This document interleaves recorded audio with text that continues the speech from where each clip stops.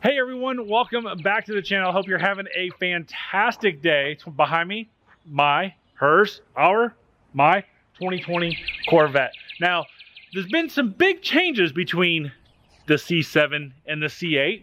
One of them she really misses that we're gonna get into in a second. This one's you're dreading, right? Yep. You're dreading this one. So we're gonna go over the 5 things the C8 does not have that the C7 did, and one of them, I think, was a big mistake. We're going to talk about that. And don't forget, if this is the first time that you're viewing the channel, make sure you hit the subscribe button, turn all your bell notifications on, leave a thumbs up for YouTube algorithm, and leave a comment down below and tell me what you think about it. Also, this car is a huge overhead expense. So any support you guys can do beyond watching the channel would be awesome. Watch the video all the way through. That thumbs up, like I just mentioned, are huge. But we do have ChevyDudeStore.com where we have some merch. We have key tags, we have American and Canadian key tags, and some new merch on the way. Also, there is an Amazon affiliate link down in the description below. Every time you click on that, buy something from Amazon, it gives us some pennies, which goes to this car, brings more content, clears some of the overhead. So thanks again for your support. Let's get on with the 5 things that the C8 does not have that the C7 did.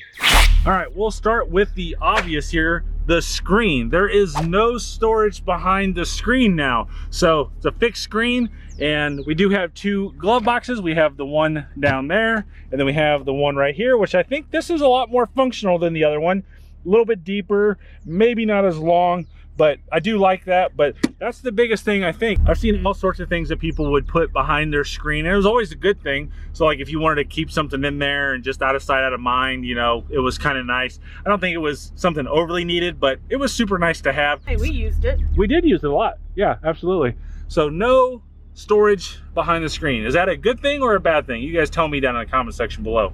Up on the driver information center, one of the cool things that I liked about the C7 is what it had was a horsepower meter. It is not on the C8 anywhere, shape, or form. Even when you go to track mode, it just isn't there. There's nothing there at all. So if we come over here to performance, there's nothing, no horsepower, all that good stuff. Even if you come over here and you want to see the display design, there's nothing there. The info tiles, there's nothing there on the info tiles, anything like that. I don't know. I don't think that's that big of a deal, but what do you guys think? I kind of enjoyed watching how much horsepower my car was getting, but now it really doesn't matter because my car has more than the 4. How much horsepower did the C7 have?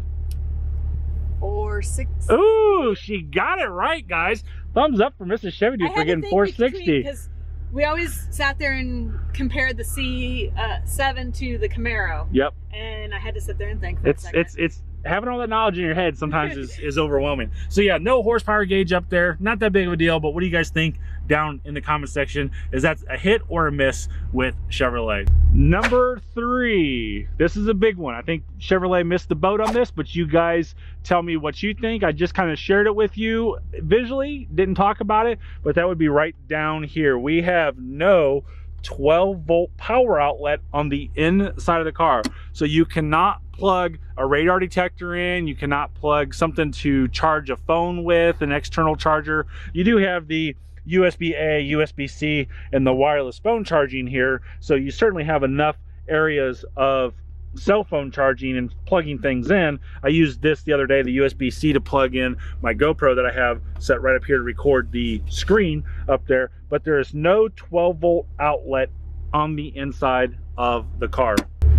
There is a 12-volt outlet up here, and that is for the battery protection package that you can get with the car for when your car is in storage or not going to be driven for a long time. So there is one 12-volt outlet charger in here, but it's not on the inside of the car, so you can't plug a radar detector in. So you're definitely going to have to wiretap the fuse box or 12-volt outlet. The OnStar up here should be a 12-volt outlet. The airbag light should be a 12-volt outlet up there, 12-volt power that you can wiretap in there for a radar detector. So we'll have to figure out what we're going to do for the people who want radar detectors, but there's no 12-volt outlet in this car. Can you believe this one? There's no odometer in this car. You can't see how far you have driven ever in the car. Really? Yeah. So when you go trade it in, you can just tell them whatever mileage you want.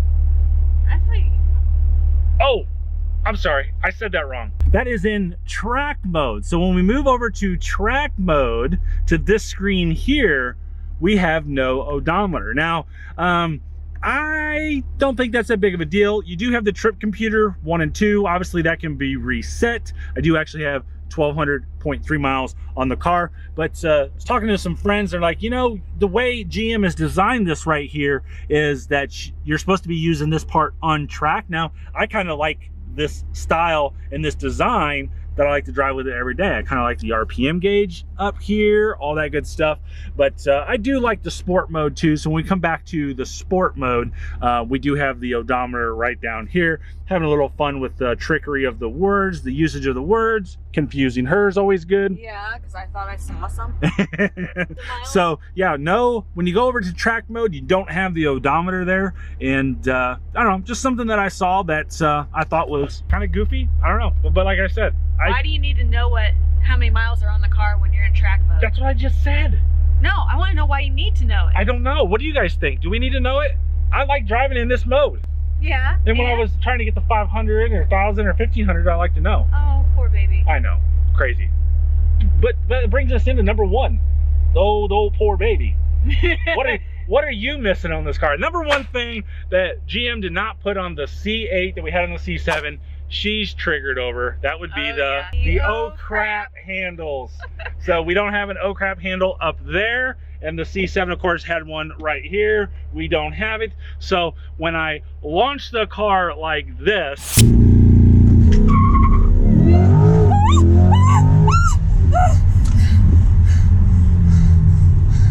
thumbnail baby. I can't. There's nothing to hold on to. There's nothing to keep me safe. I'm your safety net. No. No, you're not. All right, I got one launch out of her. She doesn't know what to grab, and she's going all crazy and screaming at me and freaking out and all that good stuff. I move around too much. You just can't be a wimp and just deal with the movement. Just go straight back. How about you just don't drive that way, and we won't have that problem? What? I'm driving the car the way it's supposed to be driven. Not with me in it. So what do you guys think about not having the oh crap handles? Is that a big mistake on GM's part? I don't think they really could put one in here. Who knows what electronics are behind this section right here. Right there could have one. The airbags up there, you know. Oh, who needs an airbag? Yeah, you need a handle, right? Yes. I'm more worried about making sure I don't go anywhere than the airbag going off. All right, so that's our 5. Can you think of anything else you got? You know, I always like to give everyone a bonus freebie. Even though I title it 5 things, I kind of like to always give 6. You have anything else? Oh, of course I do. What do you got? I miss a manual transmission. Yeah, everybody knew that though, you know. I know, but I still like to shift the car. Yeah. And the paddle shifting is, You heard it from her. The paddle shifting is blah. Make a shirt on that. Yeah, so we all know no manual transmission, no chrome wheels in the C8 that the C7 had. MRR Wheels does have some really cool chrome wheel specs. So if you want to check out MRR Design, my friend Carlos does awesome work. I've got MRR wheels on the C7 actually in black, not chrome. But yeah, so no manual transmission, no chrome wheels. I think everybody knew that about the C8. But I don't think there's really much more. Everything about this car is completely different except for one piece from the C7 carryover, but everything is really different. And my take on this of having 1,200.1 miles on this car is it's absolutely awesome. What do you think? I like it. Blah? Oh, that's just paddle shifters, right? Yeah.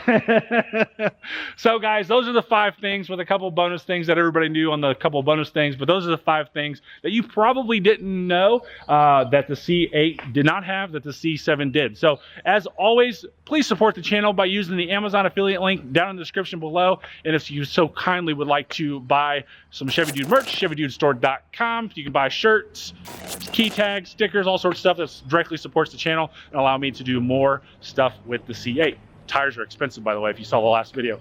Guys, thanks again for watching. Have a great day and drive safely.